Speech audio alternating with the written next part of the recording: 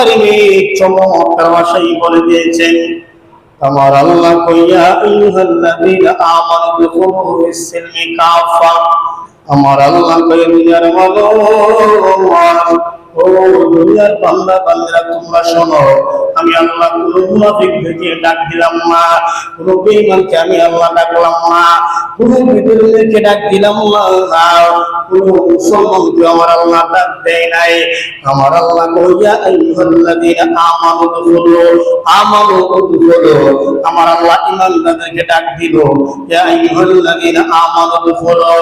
কেন কেন আমার আল্লাহ তো বলতে পারতেন ইয়া আইয়ুহাল মুসলিম, কিন্তু মুসলমান বলে নাই। তার কারণ হইল পৃথিবীর জমিনে মুসলমানদের কোনো অভাব নাই, প্রত্যেকটা মানুষ আমরা মুসলমান, মুসলমানের অভাব নাই, কিন্তু মুসলমানদের মধ্যে ঈমানদার পাওয়া যায় না, ঠিক না? মুসলমানদের মধ্যে ঈমানদার পাওয়া যায় না। এই জন্য আমার আল্লাহ কোরআনের মধ্যে কোন জায়গার মধ্যে ইয়া আইয়ুহাল মুসলিম কিন্তু বলে নাই, আমার আল্লাহ বলছে ঈমানদারকে ডাকলো। কেন কেন পৃথিবীর জমিনে যত মুসলমান আছে সমস্ত মুসলমান কিন্তু ঈমানদার না, সমস্ত মুসলমান কিন্তু ঈমানদার না, কিন্তু সমস্ত ঈমানদার হইল খাঁটি মুসলমান। জোরে জোরে বলুন সুবহানাল্লাহ। ওয়াজ কিন্তু ক্লিয়ার ব্যবস্থা হলো বাবা। আমার আল্লাহ বুঝাইতে চাইছে কি জানেন নে, পৃথিবীর জমিনে মুসলমানদের অভাব নাই, কিন্তু কিছু মুসলমান আছে নামে মুসলমান, নামে মুসলমান, কাজে কিন্তু মুসলমান নয়।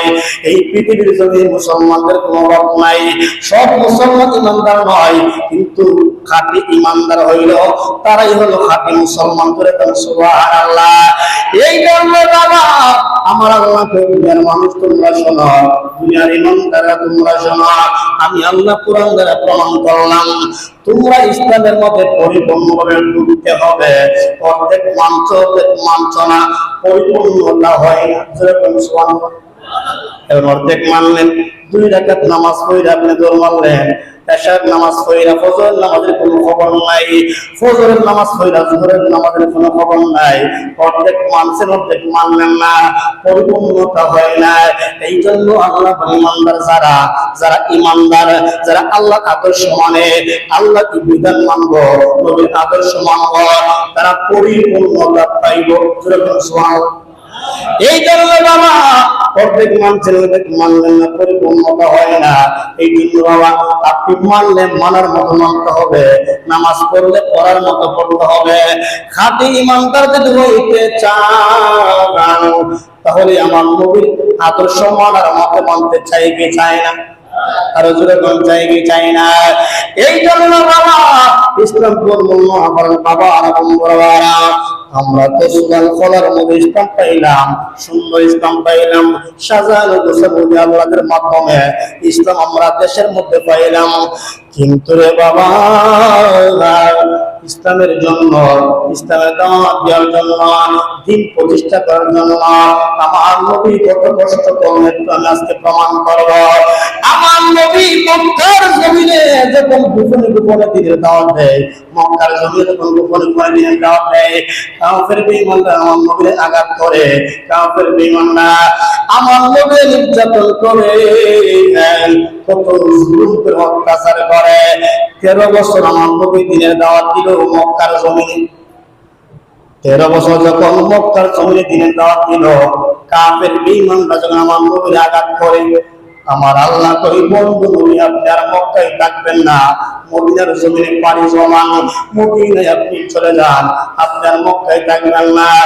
আমার আল্লাহর হুকুমে আমার নবী যখন মদিনার উদ্দেশ্যে রওনা হয়ে গেল, ওই সময় আমার নবী দেশের দিকে ফিরা ফিরা তাকায়, চোখের পানি ভরে ভরে কান্দে। মক্কার মায়া, দেশের মায়া, আমার নবী চোখের পানি ভরে কান্দে। বাইতুল্লাহর সামনে আমার নবী গেছে, আমার নবী সব সময় বাইতুল্লাহর কাছে গিয়ে নামাজ পড়তো, বাইতুল্লাহর মধ্যে যে কোরআন তেলাওয়াত করতো। আমার নবীকে বাইতুল্লাহ রে ও বাইতুল্লাহ, চোখের পানি ফেলে বাইতুল্লাহকে ডাক ডাকে, বাইতুল্লাহ আমি তো তোমার মায়া আমি বলতে পারতাম না, আমি তো তোমার প্রতি বড় মায়া লাগে, আমি কিন্তু চলে যাইতেছে, কিন্তু বাইতুল্লাহ আমি কাফের বেঈমান আমারে মক্কায় থাকতে দিল না, আমি মদিনায় চলে যাইতেছে, তোমার জন্য তো তোমার বড় মায়া লাগে। বাইতুল্লাহরে বলে যখন মদিনায় চলে গেল বাবা, এই মদিনায় যাওয়ার পরে মক্কায় কাফেররা একটা বৈঠক জমাইছে।